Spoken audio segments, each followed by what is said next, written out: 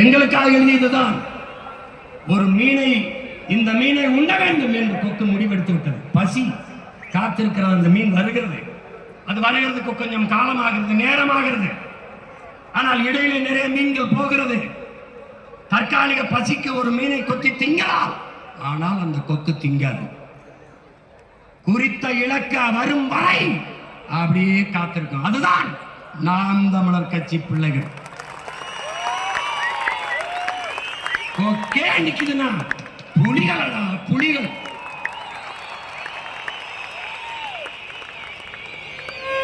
சாப்பாட்டில் தான் கூட்டு, பொரியல், அவியல் எல்லாம். சண்டையில் தனித்துத்தான்.